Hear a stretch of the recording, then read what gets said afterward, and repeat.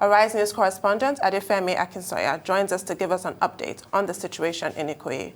Morning, Adefemi. Good morning. I hope you can hear me, Tundun. Loud and clear. Do go ahead, Adefemi. Thank you. Thank you very much. So we are here. This is, of course, on the third day of the search and rescue operation. I don't know if you can see over my shoulder, not much is happening just now. And there does seem to be some form of a return to normalcy. Both lanes have been reopened for traffic to be passing through them. But members of the military are still present. They're the ones who've pushed us even further back to the other side of this road. And they've told us that once work does commence, they will block the roads again and we will be allowed to go back and return to our original positions. In terms of an update in the death toll numbers, 2 more people were recovered today, 2 more bodies unfortunately dead. That brings the death toll to 22 people and the amount of survivors to 9 people. Overnight, around 1:30 a.m., it's believed the Lagos State Governor, Babajide Sanwo-Olu, did make his way to the site and joined in finding out what the latest numbers were. It's unclear if anyone was on earth while he was on ground, but in a public statement he released via his Instagram page, he did say that he's taking the matter very seriously, that being the investigation, and should there be any need for any reprimand or should any person or entity be found responsible, they should be prepared to face the full wrath of the law.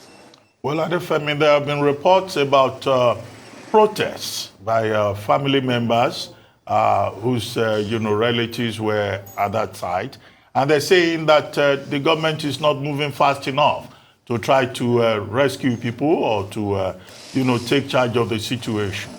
But the government has since suspended the executive director of the responsible agency, that's the Lagos State Building Control Agency. What's the situation? Do we have any information in terms of how the state government is engaging family members who are concerned? They even say they are not allowed to identify the persons, the bodies that have been retrieved, for them to know, whether their persons are still have a chance or not. That is the crux of the family members' frustration. The fact that they are hearing that bodies are being pulled from the rubble, that there are 9 survivors, but they don't know who they are, and they haven't been able to make any type of identification process. When you speak to the emergency responders, their first priority now is to get as many survivors and as many bodies out of the rubble as soon as possible. And while you can understand that, that doesn't soothe any of the tensions of the people outside who want to find out if their loved ones are here. There are family members who have been here since the outset on Monday, looking for updates when bodies are being brought out. Unless you were here almost immediately after the building came down on Monday afternoon, where you may have been able to see or identify the first bodies being removed from the rubble, no one has been able to make a positive identification as to whether or not their family members are among the dead who have been recovered, among the survivors who were pulled, or among the people still trapped inside. And indeed, yesterday there were clashes between local people and the military here because they felt as though they had been pushed aside and weren't being addressed directly.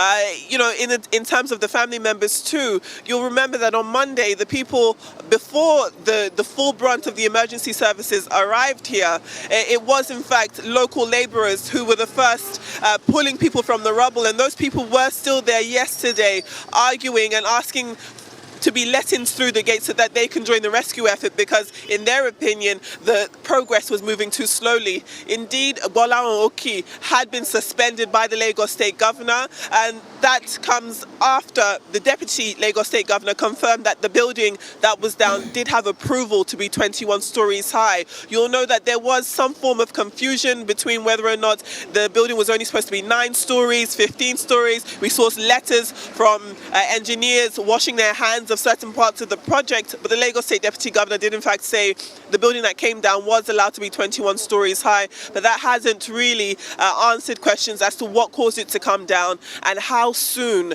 people can start identifying survivors, dead bodies, and start putting names to the faces that we know about. All right, Femi, thank you so much for the great job. We have to move on now, but we'll still come back to you, in the coming hours for this unfolding story. Thank you so much.